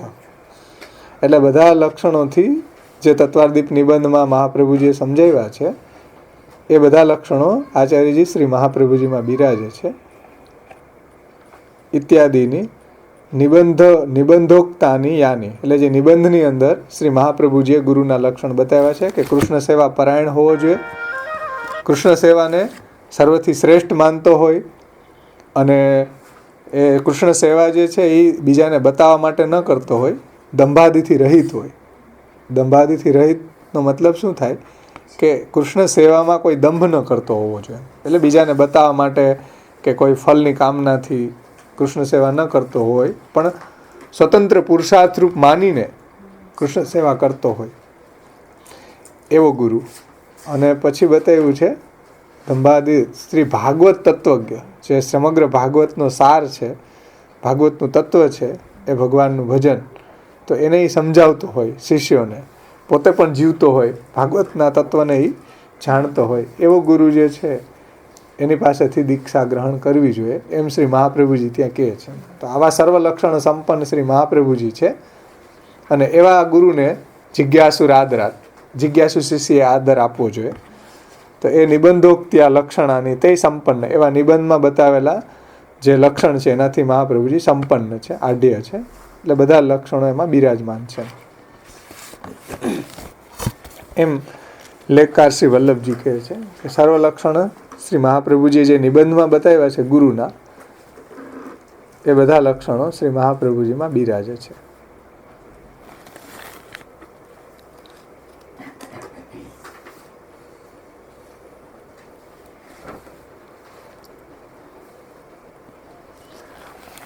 ભજનાનંદ દાસ શ્રી વલ્લભજી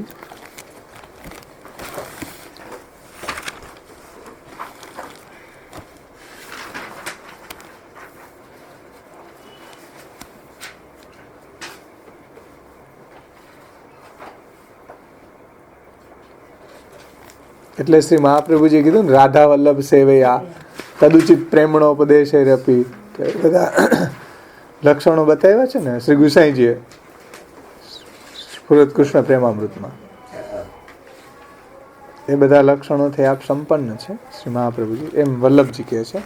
ભદ્રાનંદ દાસજી એમ કહે છે કે સર્વ લક્ષણ સંપન્ન ઇતિ યેસુ યેસુ યદ્યત ફલદિત્સા તેષુ તેષુ તથૈવ સંપાદયતિ ઇતિ સર્વેરેવ લક્ષણે સંપન્ન લીલારસાનુભાવોપી ન ગૂઢત લીલારસાનુભાવોપી ન મૂઢવત કિંતુ વસ્તુ સ્વરૂપ જ્ઞાનપૂર્વકમ ઇતિ આહુ કૃષ્ણ જ્ઞાનદો, એ તો આગળનું નામનો સંદર્ભ આવે. હા, એક જ લીટી છે. ઇતિ સર્વલક્ષણ સંપન્ન ઇતિ યેસુ યેસુ યદ્યત ફલદીત્સા તેસુ તેસુ તથૈવ સંપાદયતિ સર્વેરેવ લક્ષણે સંપન્ન. ત્યાં એક લીટીમાં સમજાવ્યું છે. ભદ્રાનંદદાસજી એમ કહે છે કે ભાઈ જે ભક્તોને યેસુ યેસુ એટલે જે ભક્તને યદ્યત ફલદીત્સા એટલે જે ફલ આપવાની ભગવાનની ઈચ્છા, ફલદીત્સા એટલે ફલ આપવાની ઈચ્છા, ફલદીત્સા એટલે તે ફલ આપવાની ઈચ્છા. જે ભક્તને જે ફલ આપવાની ભગવાનની ઈચ્છા છે તેસુ તથૈવ સંપાદયતિ તે ફલ સંપાદિત કરાવનાર શ્રી મહાપ્રભુજી છે. સમજો, જે ભક્તને જે ફલ આપવાની ભગવાનની ઈચ્છા છે તે ફલ સંપાદિત કરાવનાર શ્રી આચાર્યજી મહાપ્રભુજી છે. એટલે અલગ અલગ પ્રકારના ભક્તો છે જે આપણે આગળ જોઈ ગયા ને, 19-20 પ્રકારના ભક્તો. તો અલગ અલગ પ્રકારના ભક્તો છે જે આગળ આપણે જોઈ ગયા. એ સંદર્ભમાં જેવા ભક્તોના ભાવ છે, એટલે જેવો એનો મનોરથ છે, જેવા ભક્તોના ભાવ છે તે અનુરૂપ ફલદાન કરવાવાળા શ્રી મહાપ્રભુજી છે.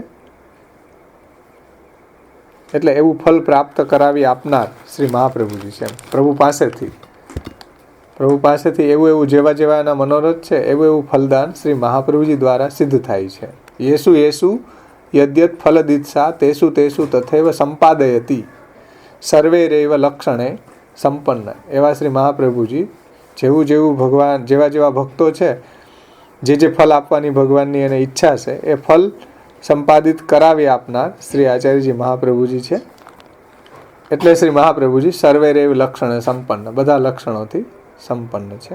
હવે કોઈ ભક્તના કેવા ભાવ હોય તો એવા ભાવને અનુરૂપ ભગવાન પણ એવા બની જાય પાછા એની પાસે. એમ જેવો ભક્તનો ભાવ હોય, માનો કે હમણાં આપણે ડોશીનો જ પ્રસંગ જોયો તો એમાં મદન મોહનજી બની ગયા, તો એના ભાવને અનુરૂપ પ્રભુ બની ગયા મહાપ્રભુજીની કાનીથી કે ભાઈ આ મહાપ્રભુજીનો સેવક છે ને, હવે તો અહીં બનવું જ જોઈએ મદન મોહનજી. ઠાકોરજી કે પરે હતો તો પરે એમ કીધું ભાઈ પરે ભઈલા આવી જાવે, પાતળ તૈયાર છે. પરેનો મતલબ કોઈ પરે કંઈ નામ નથી. ભગવાનનું પુરુષોત્તમ સહસ્ત્ર નામ તમે જોઈ લો. મહાપ્રભુજીએ પુરુષોત્તમ સહસ્ત્ર નામમાં પ્રભુના ભાગવતમાંથી ઉદ્ધૃત કરેલા 1000 નામ અને બીજા પુરાણોમાંથી ઉદ્ધૃત કરેલા 75 નામ. તો 1075 નામમાં કંઈ પરે એવું ભગવાનનું નામ નથી. પરે બિચારો ભોળો હતો, પટેલ વૈષ્ણવ, તો એ ભોળો હતો. તો એ ગુસાઈજી બધાને ઠાકોરજી પધરાવી આપતા હતા. એટલે પરે કીધું કે ભાઈ મને પધરાવી આપો. ગુસાઈજી કીધું કે ભાઈ દૂર રેમ. પરેનો વ્રજમાં અર્થ થાય, વ્રજ ભાષામાં દૂર રેમ. તો એને એમ થયું કે મને ઠાકોરજી ગુસાઈજીએ પરે પધરાવી આપ્યા કે ભાઈ આજે પેલું સીધો લેતા તો આજે ભાઈ 2 આપજે સીધા. શ્રીનાથજીના ભંડારમાંથી સીધો લેતા ને એ બીજું કેનું તો કે મને ગુસાઈજીએ પરે આપ્યા. કાંઈ વાંધો નહીં, ગુસાઈજીને કીધું, ગુસાઈજી કે આપજો ભાઈ. અને તો હવે પરે નામની અંદર એની એવી નિષ્ઠા કે પરે એટલે મારા ઠાકોરજી બસ. હવે એનો મનોરંજન તમે જુઓ અહીંયા વદનાલદાસજી એમ કીધું ને કે ભાઈ ખાલી ગુસાઈજી એમ મને આ પરે કીધું, બસ આ મારા ઠાકોરજી. સમજો, ત્યાં તો કોઈ સ્વરૂપ નહોતું. રહસ્ય સમજો. આજે એમ કે વૈષ્ણવ મહારાજો તમારા ઘરમાં ક્યાં ઠાકોરજી વોલ્ટેજ ઓછા છે. હવે પરે નામ તો કૃષ્ણનું છે નહીં, છતાંય પરે શ્રીનાથજી પોતે ત્યાં ભોગ આરોગવા માટે પધારે છે ગુસાઈજીની કાનીથી. એમ કે ભાઈ મને પરે ગુસાઈજીએ પધરાવી દીધા. તો 2 પાતળ તૈયાર કરી, નદી કિનારે બધી સામગ્રી એને કરીને 2 પાતળ તૈયાર કરી. પછી શ્રીનાથજીને વિનંતી કરી કે પરે ભઈલા આવી જાવે, આપણી તૈયાર છે. તો પરે ભઈલા થોડીક વાર તો આવ્યા નહીં કે આજ પહેલો દિવસ છે તો જોઉં થોડો કાને. એને કીધું કે ભાઈ, અને બધી તૈયારી કરી રાખી. પાછો એને બોલાવ્યો. પછી એને થોડુંક મગજ આમ ઓલો થઈ ગયો, આવે છે કે પાતળ 2 ની પધરાવી દો યમુનાજીમાં આવે. તો ઠાકોરજી કે હવે તો અહીં જવું જ પડશે, નહીં તો એ ભૂખો રહેશે. તો ઠાકોરજી પધાર્યા ત્યાં આરોગવા માટે. હા, કે 2 પાતળ નહીં તો પધરાવી દઈશ. તો શ્રીનાથજીની દયા આવી કે ભાઈ આ ભૂખો રહેશે. એટલે ઠાકોરજી પધાર્યા આરોગવા માટે ત્યાં. 2 પાતળ થાળી વાળી તૈયાર, પાતળ હતી ત્યાં જંગલ વનમાં, તો શું ત્યાં નદી કિનારે કરતો હતો. પાનની પાતળની અંદર બધું તૈયાર કરી, દૂનામાં દાળ વગેરે, કે દાળ બાટી, બીજું શું હોય. હવે જોતું એટલું આમાંથી લઈ લ્યો ભાઈ. પરેને કહી દીધું. પછી હવે હું આમાં આરોગ્ય જમવા માંડીશ, પછી એમાંથી નહીં મળે. ઠાકોરજી પાસે સ્ટડી કરે કે જમવાનું ચાલુ કરે ને પછી કીધું કે થોડીક દાળ આપને ભાઈ, થોડીક બાટી ઘટે છે કે પેટમાં હજી બરોબર ભૂખ સમી નથી. તો ઠાકોરજીને તો પરે પહેલા એ પાછું કીધું, જો મેં પહેલા જ કીધું તું કે જોઈએ એટલું માંગી લે, હવે નહીં મળે. એના પ્રસંગ બહુ મીઠો પ્રસંગ છે. એમ આખો સુરત એને મોકલે છે, ઠાકોરજીને એક રાતમાં સુરત પહોંચાડી દે. સુરતથી એને બધું લેવા સામગ્રી લાવવા માટે મોકલે ને. કહેવાનું તાત્પર્ય એટલું છે કે યેસુ યદ્યત ફલ દિશા તેસુ તેસુ તથૈવ સંપાદયતિ. જેવા ભક્તને જેવી ફલ આપવાની પ્રભુની ઈચ્છા છે અથવા તો જેવો એનો મનોરથ છે એ પ્રમાણે મહાપ્રભુજી ફલ પ્રદાન કરે છે. કારણ કે શ્રી મહાપ્રભુજી સર્વૈરેવ લક્ષણે સંપન્ન. હવે જો પરે ભગવાનનું નામ નહોતું, છતાંય પ્રભુએ એને સાનુભાવ જતાવી એને એની સાથે પ્રભુ હાસ્ય વિનોદ કરતા કરતા આરોગ્ય છે. એમ તો આ સર્વલક્ષણ સંપન્ન ક્યાંથી આવ્યું કે પ્રભુ આવા બની ગયા પરે પાસે એના જેવા. તો એ સર્વલક્ષણ સંપન્ન મહાપ્રભુજી ગુસાઈજી ન હોય તો કેવી રીતના શક્ય છે? તો આવું ફલ પણ મહાપ્રભુજી એને પ્રદાન કરે છે. જે ભક્તનો જેવો ભાવ છે એના ભાવને અનુરૂપ.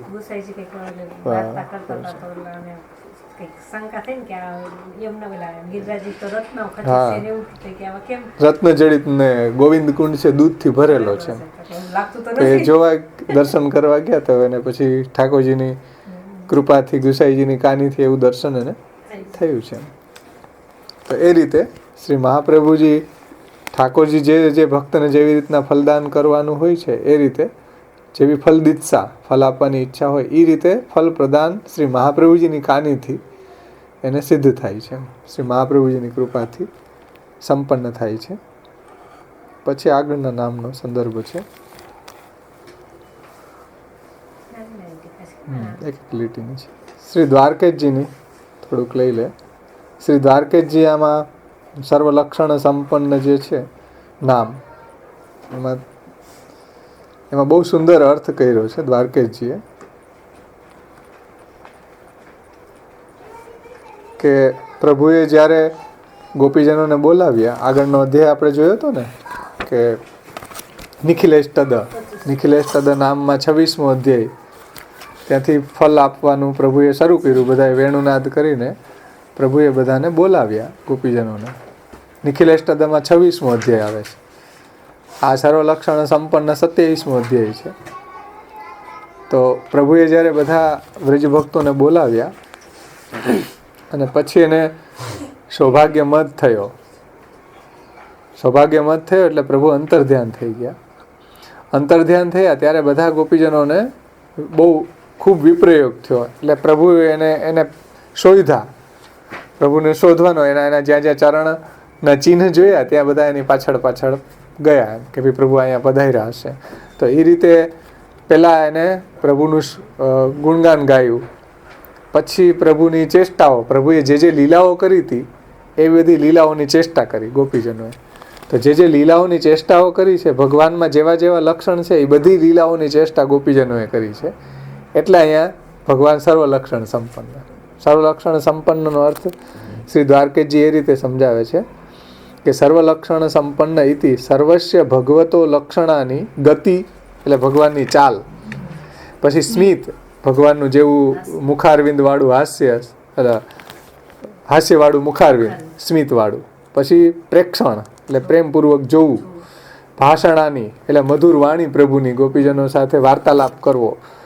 તો યાસુ તા સર્વલક્ષણ તા સંપન્ન યસ્મિન સહ, એટલે જેવા પ્રભુ જેવી લીલાઓ કરી હતી, આ જે પ્રભુના લક્ષણ બતાવ્યા ને, ગતિ, સ્મિત, પ્રેમ, પ્રેક્ષણ, ભાષણાદી, એવી ગોપિકાઓએ ચેષ્ટા કરી વીરદશામાં. તો વીરદશામાં એવી જ ચેષ્ટાઓ કરી. એના દ્વારા એમ કહે છે કે જો ભગવાન સર્વલક્ષણ સંપન્ન, જેવા ભગવાનમાં લક્ષણ છે એવા જ લક્ષણ ગોપીજનોમાં પ્રગટ થયા. એટલે સર્વલક્ષણ સંપન્ન કે લીલાનુભવ કરતા લીલાનુભાવ પ્રગટ થઈ જાય છે. લીલાનો અનુભવ કરતા એવો અનુભાવ એનામાંથી પ્રગટ થઈ જાય. જેમ ક્રિકેટની લીલા જોતા છોકરાઓમાં ક્રિકેટનો અનુભવ પ્રગટ થઈ જાય ને, આઉટ ને સિક્સ તમે જોતા આવીશો.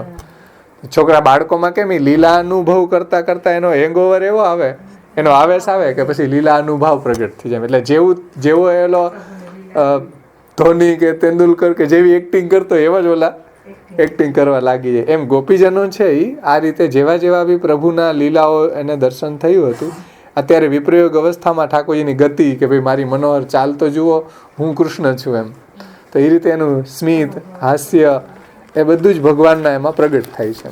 એટલે ભગવાનના લક્ષણો ગોપીજનોમાં આવી ગયા. હાસ, વિલાસ, મનોહર ચાલ, આ બધા લક્ષણ ગોપીજનોમાં આવી ગયા લીલાના દર્શનથી.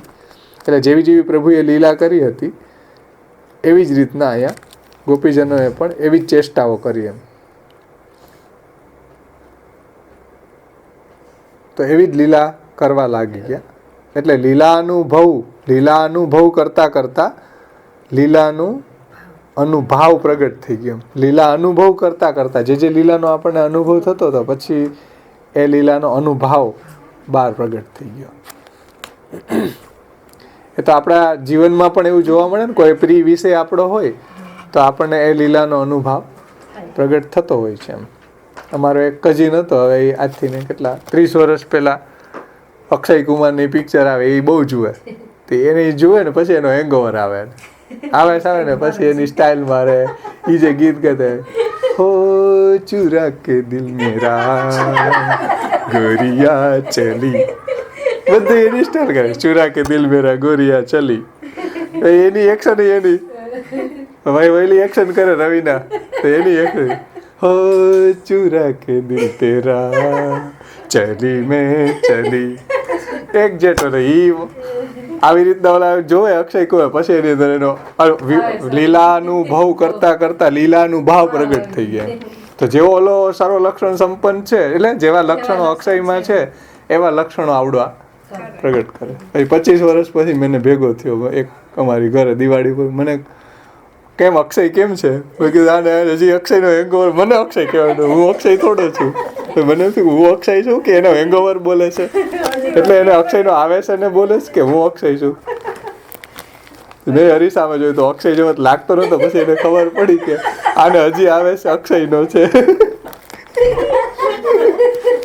કીધું અક્ષય અક્ષય કરે તો આપણે તો એવા નથી ને ક્યાંક, પણ હકીકતમાં એની આંખોમાં અક્ષય ભરાયેલો હતો. એટલે એના જે લક્ષણો હતા, એના જેવી હેરસ્ટાઈલ રાખે, એના જેવા કપડાં પહેરે. અક્ષય આવ્યો હતો ત્યારે એની ફાઇટ એવી હતી ને, તો એને જેવી ફાઇટ કરે. કહેવાનું તાત્પર્ય એ છે કે ભગવાને જે લીલાઓ કરી હતી એ લીલાઓનું દર્શન ગોપીજોને કર્યું હતું, અત્યારે વિપ્રયોગ અવસ્થામાં એવા લક્ષણો પ્રગટ થયા. એમાં એ ગોપેશ્વરજી કે એટલે દ્વારકેશજીને આવી ગોપીજનોની જે લીલાઓમાં સર્વ લક્ષણતા દેખાય. જો ભગવાનના બધા લક્ષણો આમાં પ્રગટ થયા કે નહીં ગોપીજનોમાં, તો સર્વ લક્ષણ સંપન્ન છે ને પ્રભુ એમ. જો ગતિ, સ્મિત, પ્રેક્ષણ, આ જે શ્લોક જ છે 27મા અધ્યાયનો 3જો શ્લોક, કે ભાઈ પ્રભુ અંતર્ધ્યાન થઈ ગયા જ્યારે એને સૌભાગ્ય મદ આવ્યો, તો બધા ગોપીજનોએ આ રીતે ભગવાનની ચેષ્ટાઓ કરી એમ. પ્રભુની જેવી જેવી લીલા હતી એવી રીતના. તો એ શ્લોકમાં જ એમ કીધું છે. જોયા હોય ને અમે પછી યાદ રહી જાય ને, જોયા હોય.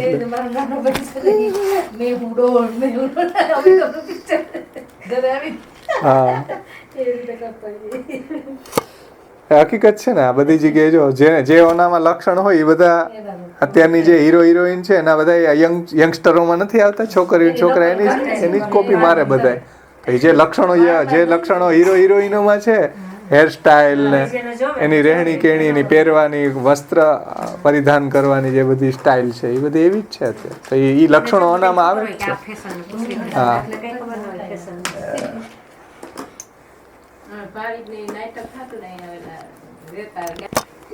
શ્રી દ્વારકેશજી કે યદ્વા કરીને બીજો અર્થ કરે છે કે આટલું જ નહીં એમ, કે ભગવાનના ગતિ, સ્મિત, પછી પ્રેક્ષણ એટલે જોવું, પ્રલાપ, ભાષણાદિષુ પ્રિયસ્ય પ્રતિરૂઢ મૂર્તય ઇત્યાદિ. એટલે જેવા પ્રભુના ગતિ, સ્મિત, પ્રેક્ષણ, ભાષણ હતા એવા જ ગોપીજનોમાં પ્રગટ થયા. એટલે કીધું કે હું મારી મનોહર ચાલતો તમે જુઓ, હું કૃષ્ણ છું, એના જેવું સ્મિત.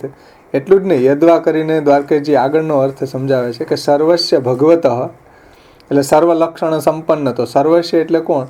તો કે ભગવાન. અને લક્ષણાની એટલે શું? તો કે ભગવાને જે લીલાઓ કરી હતી પૂતના મારણ આદિની, એટલે પૂતનાને હણીતી, અઘાસુર, બકાસુર, આવા બધા જે અસુરોને હણ્યા, એવા ભગવાનના જે લક્ષણો છે કે એવી ભગવાનની જે લીલાઓ છે એનું અનુકરણ ગોપીજનોએ કર્યું. ભગવાન જ્યારે પ્રગટ નથી થયા તો એક પૂતના બની જાય છે અને બીજી ગોપીજન છે એને આ રીતે સ્તનપાન કરાવે છે. પછી એક ગોપી છે આમ ટચલી આંગળીથી કે ભાઈ સબ એ પર્વત કી છાવ મેં આ જાઓ, બધા આમ ગિરિરાજ ઉપાડી, અને એક ગોપીજન કે બધા ડરો નહીં, તમે આ પર્વતની છાયામાં આવી જાઓ. એમ જેટલી પ્રભુએ લક્ષણાને કીધું, સર્વસ્ય એટલે ભગવતા, સર્વસ્ય એટલે ભગવાન, અને લક્ષણાની એટલે ભગવાનના લક્ષણો, ભગવાનની લીલા. કઈ? તો કે પૂતના મારણ આદિ નામ યાસુ ઇતિ પૂર્વવત. એટલે જે બધી લીલાઓ કરી હતી પ્રભુએ, પહેલા તો જો પ્રભુનો આવેશ આવ્યો એટલે ગતિ, સ્મિત, પ્રેક્ષણ, પછી હવે પ્રભુની લીલા યાદ આવે. એટલે જેટલી લીલા યાદ આવે ગોપીજનોને એવી લીલાનું અનુકરણ કરે છે. એમાં તામસ ભાવવાળી ગોપીઓ હોય તો એ પોતે પૂતના બની જાય, કારણ કે થોડુંક ઠાકોરજીને એ રીતે કહે કે તામસ ભાવવાળી હોય છે ને એ આવી રીતના પૂતના વગેરે બની જાય. તો બીજી ગોપીજનોને સ્તનપાન આદિ કરાવે છે. કોઈ શકટ બની જાય, કોઈ એને ચરણથી આમ ઘા કરે, કોઈ કાલી નાગ બની ગઈ હોય તો બીજી ગોપી એને ચરણથી એમ કે હવે તું દૂર ભાગી જાય, અહીંથી બીજા દ્વીપની અંદર ચાલ્યો જા, ભગવાને કીધું હતું ને કાલી નાગને, એ રીતે. તો કહેવાનું તાત્પર્ય શું કે ભગવાનમાં જેવા લક્ષણો છે અથવા ભગવાને જેવી લીલા કરી હતી પૂતના મારણ આદિ, એવી લીલાઓ ગોપિકાઓએ વિરહની અંદર વિરહના આવેશમાં એવી લીલાઓની ચેષ્ટાઓ કરી છે. તો એ રીતે સર્વલક્ષણ સંપન્ન દ્વારકેશજીને ત્યાં એ દેખાય છે. સર્વલક્ષણ સંપન્ન ઠાકોરજી આ રીતના છે, શ્રી મહાપ્રભુજી, કારણ કે ઠાકોરજીમાં શ્રી મહાપ્રભુજીને જ જુએ છે, એમાં ભેદ અભેદ એનો ભાવ છે. એટલે લીલા અનુભવ કરતા લીલાનુકરણ પ્રગટ થઈ જાય છે, જે આપણે હમણાં બધા દ્રષ્ટાંતોથી જોઈ ગયા. તો આ રીતે શ્રી દ્વારકેશજીએ 27મા અધ્યાય ગોપીજનો જે વિપ્રયોગ અવસ્થામાં ભગવાનના ગતિ, સ્મિત, પ્રેક્ષણ, ભાષણ આદિનું અનુકરણ કરે છે, પછી પૂતના મારણ આદિ લીલાનું પણ અનુકરણ કરે છે આવેશના કારણે. આવેશના કારણે એ થઈ જાય છે એનાથી. એમ જેનો આવેશ આવે, જેનો હેંગઓવર આવે એને અનુરૂપ આપણે પણ એક્ટિંગ કરવા લાગી જાય. એમ એ તો સ્વાભાવિક છે, આપણા જીવનમાં એવું બનતું હોય છે. એમ હા, થઈ જ જાય એમ એ રીતે. તો આ રીતે આ અધ્યાયમાં દ્વારકેશજીએ સર્વલક્ષણ સંપન્ન સમજાવ્યું. ત્યાર પછી હવે આગળના નામ કૃષ્ણ જ્ઞાન દો ગુરુ, એ સંદર્ભમાં કર્યા છે, એ જ બધા.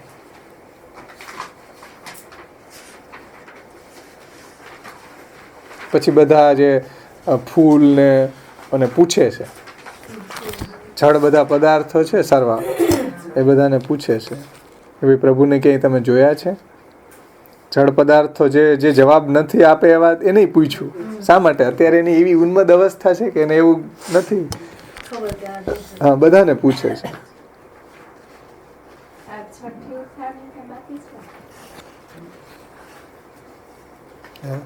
આગળ હવે સર્વલક્ષણ કૃષ્ણ જ્ઞાન દો ગુરુ, એ બે નામ આપણે સાથે લેવાના છે. શ્રી ગોકુલનાથજી એ નામમાં સમજાવે છે. શ્રી કૃષ્ણ જ્ઞાન દો ગુરુ, બે સાથે જ લઈ લેશું. નાની ટીકાઓ છે.